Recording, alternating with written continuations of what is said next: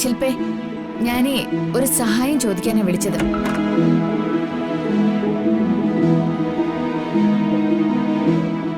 എനിക്ക് ഒരു മാസത്തേക്ക് മറിക്കാൻ 1,00,000 രൂപ വേണമായിരുന്നു.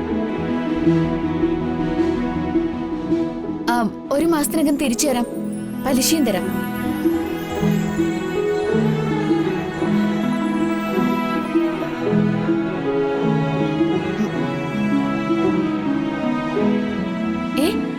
സർജറിയോ? എന്ന്? മറ്റന്നാളോ?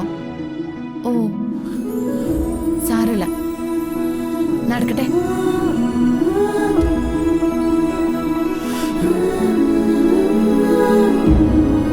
പറ്റുമെങ്കിൽ ഞാൻ ഹോസ്പിറ്റലിലേക്ക് വരാം. ശരി, പെട്ടെന്ന് സുഖാവട്ടെ.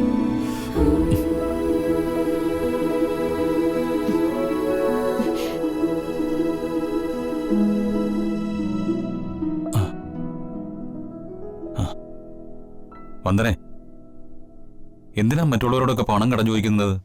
പിന്നെ ഞാൻ എന്ത് ചെയ്യാനാ? എങ്ങനെ അച്ഛനെ സഹായിക്കാന്നാ?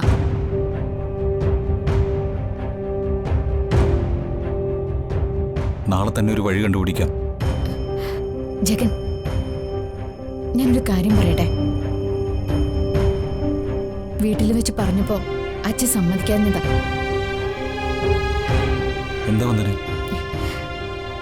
ഞാൻ എൻ്റെ ഈ താലിമാല ഊരി തരാം.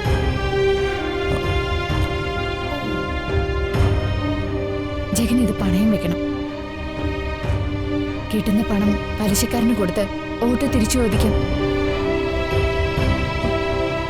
വേണ്ട വന്ദനെ, അത് വേണ്ട.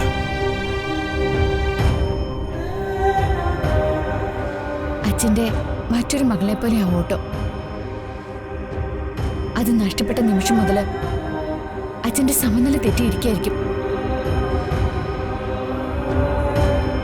വന്ദന വിഷമിക്കണ്ട.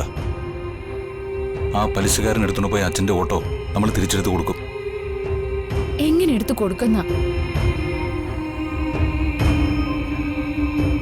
ആദ്യമായിട്ട് അച്ഛൻ എന്നോടൊരു സഹായം ചോദിച്ചത്. അത് ചെയ്യാൻ പോലും എനിക്ക് പറ്റുന്നില്ലല്ലോ. എന്തൊരു ശാപം പിടിച്ച ജന്മമായിപ്പോയി എന്റേത്.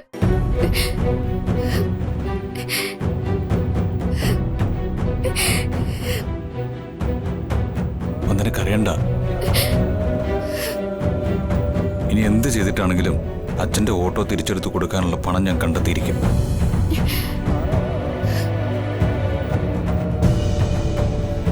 സമാധാനായിട്ടിരിക്കെ. ആ ഓട്ടോ അച്ഛന് തിരികെ കിട്ടിയിരിക്കും. ഞാനതെടുത്ത് കൊടുത്തിരിക്കും.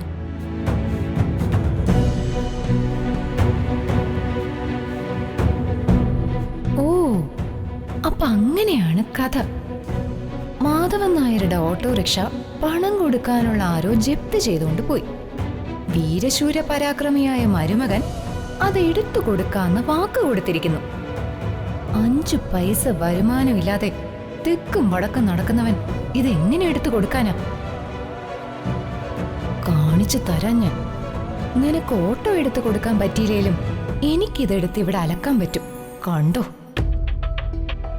മാനത്തെ കൊട്ടാരം